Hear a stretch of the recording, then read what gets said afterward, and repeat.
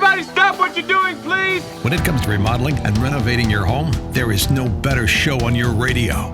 This is Around the House with Eric G. Where's the hammer?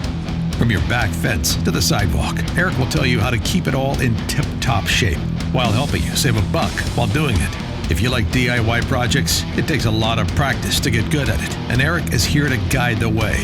Is it on the... Go up on the other floor. Somebody go up there and stop the hammering.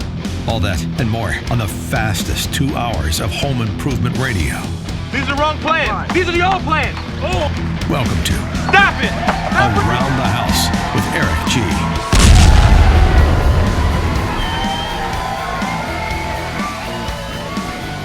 Welcome to Around the House with Eric G. This is where we talk home improvement typically every weekend, but this is our Pro Insider podcast. This is for all the pros out there. Maybe you're a contractor. Maybe you're a lumberyard owner, manager, employee. Maybe you're an interior designer. Maybe you work in the retail, in the construction industry. This is for you. This is for all of you insiders out there. And today I wanted to talk about a hot subject that seems to really run companies in circles if you're not careful. I want to talk about today being the best boss you can be, being a good leader. First off, before we talk about the different kinds, this really is easy. And it comes down to actually you as a person caring about the success of the people underneath you. Actually giving a crap about what they're doing. Hoping they succeed. Teaching them to succeed. And this is where I think it gets tough. Because there's a lot of people that go, oh yeah, I care about them. It's great. I really hope that they're doing well. No, that's not what I'm talking about. What I'm talking about is a few, big deals. One, making sure that you are connected with them enough to know what's going on in their world. As a boss, as a leader, you are the captain of the ship, of your ship or the whole ship of culture within that company. And culture is one of those things that you got to be really careful with. Here's why. If you have 5 people that work underneath you, and you have 3 that are really hard workers, and you have 2 that are lazy and barely getting the job done, and you celebrate those ones that are barely getting the job done and not working to make them find their passion to get the job done, then you've got a really big culture problem that's going to develop. Because those people that are busting their ass out there are having a hard time looking over going, wow, that guy's not doing anything, and he just got a raise. Why am I putting in my extra 20 hours a week to get this job done? It's a morale buster. So first off, I want you as a employer, boss, leader to have some basic understanding of what's going on in these people's world. Maybe that person's going through divorce. Maybe they're having a hard time.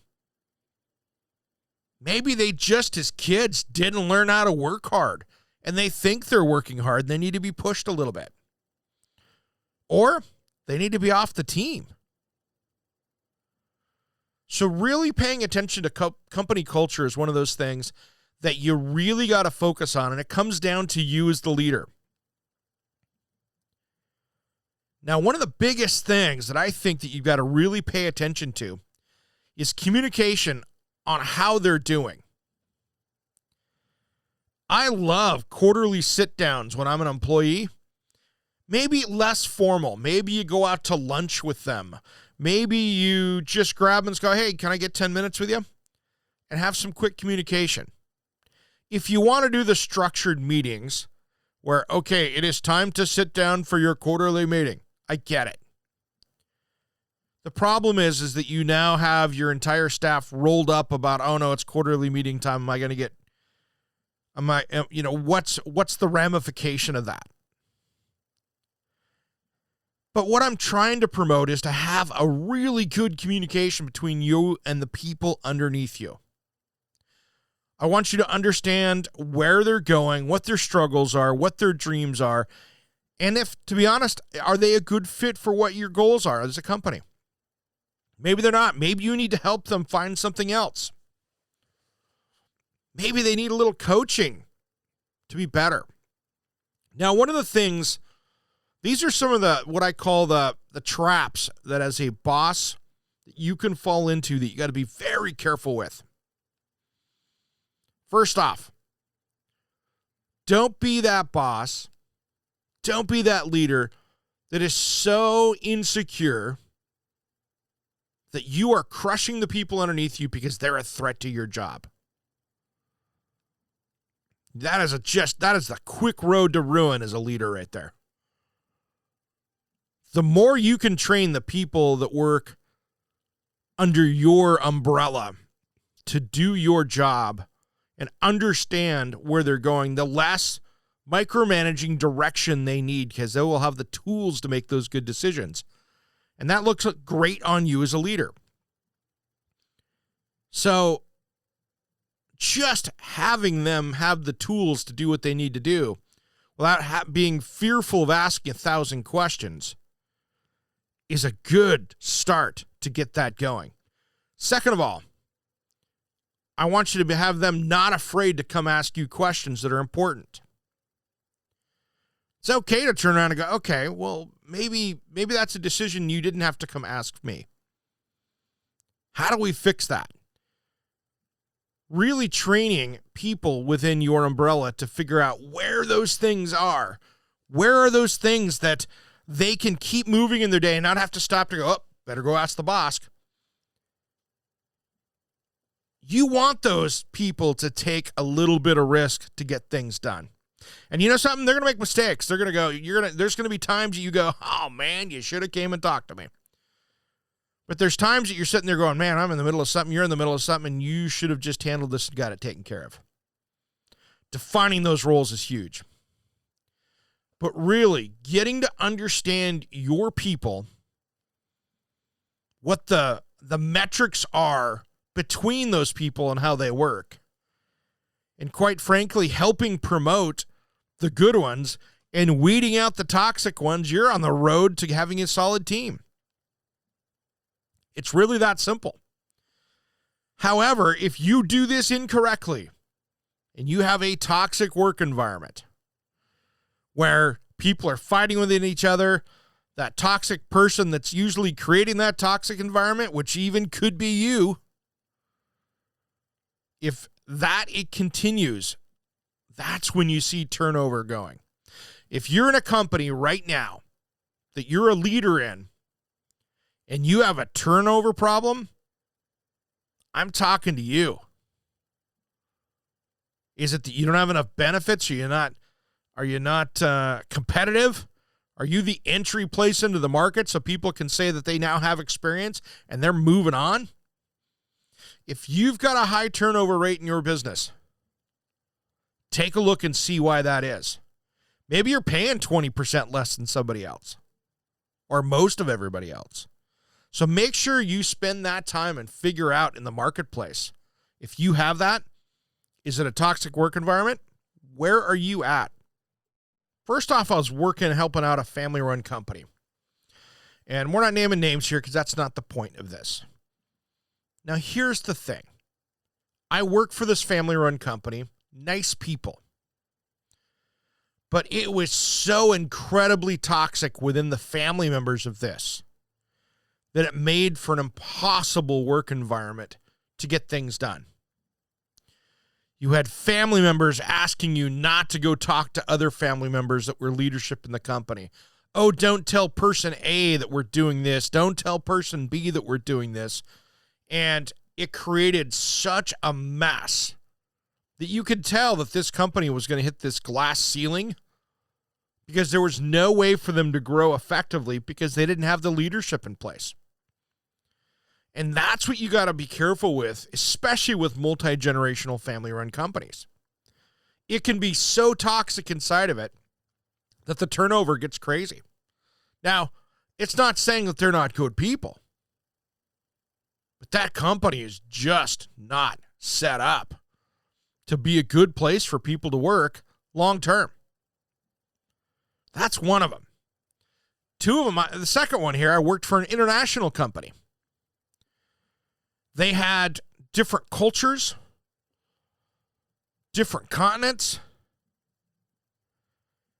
And when you have people in a company that run and own it, that are generally that are used to working with third world country employees, borderline slave labor in the eyes of many, they have no idea how to communicate to an American worker. It was shocking, the things that were happening. And these are things that I really want you to be careful with. You've got a pendulum swing that can change a company. It can crash a company. So that's what you got to be careful with all of that, because it can be an absolute nightmare when this crashes and burns. So pay attention as a leader to your company culture. Are your people happy? Are you paying them on time? Maybe you've got a bunch of independents out there. That was one thing that when I was building my companies over the years, that I had maybe some businesses I worked with, I tried my best to get that check out at the earliest day I could. Because I know that many of these people were looking for that check. And I had an open communication with them to make sure that they understood where things were going. That if they were in a bind, that they came to me and we communicated it. So really, this message in today's Pro Insider is really pay attention as a leader to what's going around you. Be the best boss you can be.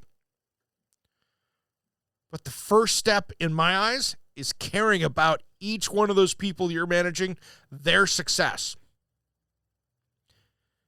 And maybe that success isn't with your company, and maybe it is. But trying to define that and help them figure it out and communicate with that. Get that message to them and make sure they're getting their message to you. You're starting to head down the road to success. All right, everybody, have a great rest of the week. Happy Thursday. We got a great show ahead this weekend. We're going to be talking outdoor decking and some deck safety. We're going to be talking with Moisture Shield decking.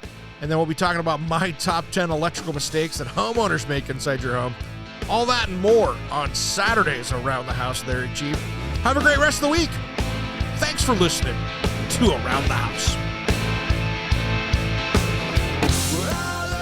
Around the House with Eric G. is produced by, designed by Eric G.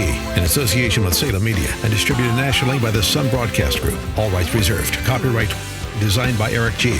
We will be back next week. If you missed part of the show, check out the podcast of all of our shows at AroundTheHouseOnline.com. Remember, measure with a micrometer, mark with caulk, and cut with an axe. Thanks for listening to Around the House.